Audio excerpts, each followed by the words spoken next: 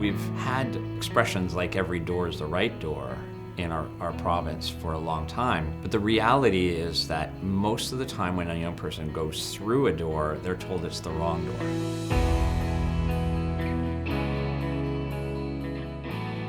I'm Steve Mathias, and I'm the Executive Director of Foundry. I worked with a group of psychiatrists in the inner city of Vancouver, working with homeless young people. Almost 60% of the young people we were seeing were from other areas or regions of British Columbia. And we were noticing that they were really struggling to access services in a place as wealthy as Vancouver. When I first got involved with youth work, I was in grade 9. And one of the main reasons that I got involved was just trying to fight the stigma that I faced myself when being challenged with a mental health issue. And I guess I noticed just lack of counseling resources for youth and substance abuse issues that were going on with youth, and the lack of discussions that we were able to have about that in Penticton. I didn't reach out for support for probably about 3 or 4 years to address my own mental health issues because of stigma and because of a lack of awareness of where I needed to go and what services were available for me. We thought, well, if we just provide enough psychiatric care for them, they'll get better. And then we realized, well, actually a lot of these young people still need housing support. A lot of these young people still need substance use support. They need income assistance. It was just this incredible amount of care and service that was missing for these young people. And so we started to bring all these services together. And then we started to actually see some improvement for those young people in the quality of their lives as they were able to reconnect with their community. We found really strong partnerships with the nonprofit organizations or the community organizations that were willing and only too happy to work with some physicians or psychiatrists who wanted to do outreach. So when we realized that young people, yes, wanted outreach, but they also wanted their own space to get help, the idea of Foundry really started to materialize.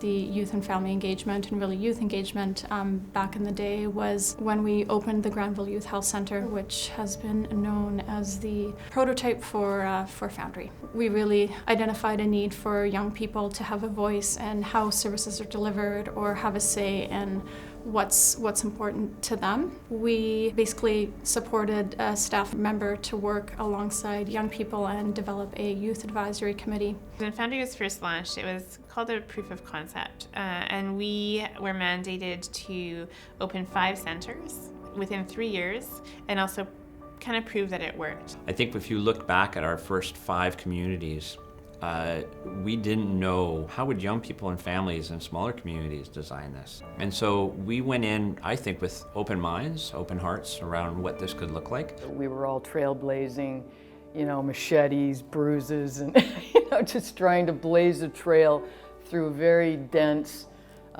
thick jungle. We were the 3rd Foundry to open, but we were in that first group of 5 communities that were chosen to roll out this Foundry model. Certainly over my 31-year career in youth and family mental health and addictions, by far that's the hardest thing I've ever done, and at the same time also the most rewarding.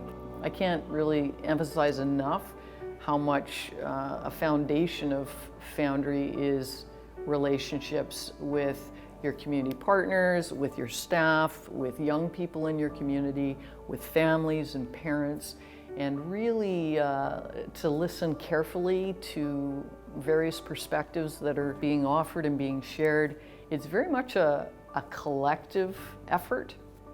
The key piece was learning about peer and family engagement and to the extent of what that would mean within our center and what that would mean in our community going forward. Creating youth advisory committees, family advisory committees, so that they would sit alongside the leadership team was obviously new and revolutionary in many ways. When I first heard about Foundry, it was called the BC Integrated Youth Services Initiative, and right from the very beginning there was a plan to develop one shared provincial brand so that young people and families would recognize it and know where to go for help. And that We knew from the very beginning as well that that brand had to be developed with and for young people and families, and required a lot of engagement with them in order to get it right. We consulted and engaged with young people in communities across BC, as well as service providers and our lead agencies. What they liked about the word Foundry is that the word found was in it. And so if you're looking for caring, connection, and service, the idea that you can find yourself here at Foundry really resonated. I went to Foundry, and it was definitely a very different experience, having everything located in the same building. I was able to be referred from one person to the other without having to change locations and have to wait in another line. It was very much a community. Just over the last several years, Foundry Central has grown so much itself that the next wave of foundries will have a very different experience, because there'll be much more support for them, and major pieces of work have already been done that they'll benefit from. We were able to advance a lot of the lessons learned to the sites that came downstream. So by the time we were opening our 4th, 5th, 6th center, it was built on a wealth of knowledge. I got involved with a nonprofit organization in Penticton called the S Project. Foundry, who already had a couple locations open, was looking to expand, so we took the opportunity as the S Project to apply. That's when I really started getting involved in Foundry.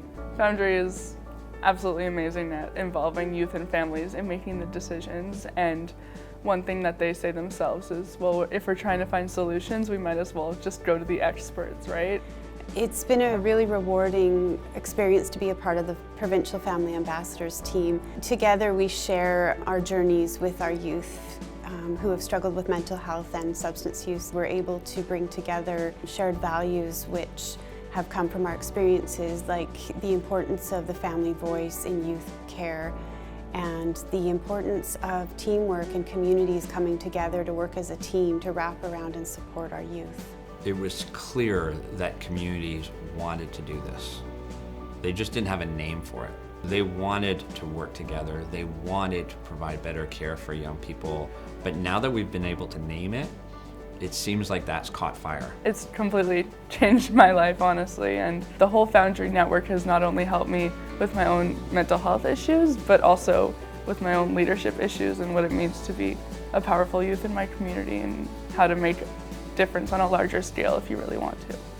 Now that Foundry has helped me get to a better place, I'm now able to make it so that other people might not have to struggle in silence for multiple years before having to reach out for services. If I look back at say 10 years ago, I think there was probably a sense of pessimism, maybe even despair about what it would take to actually change the system. Today, I think that despair has really shifted. We're seeing it happen now more and more. And the hope that I have is that young people in the future, when they're in a community where there's a Foundry Center, there's a confidence that they can get the help they need.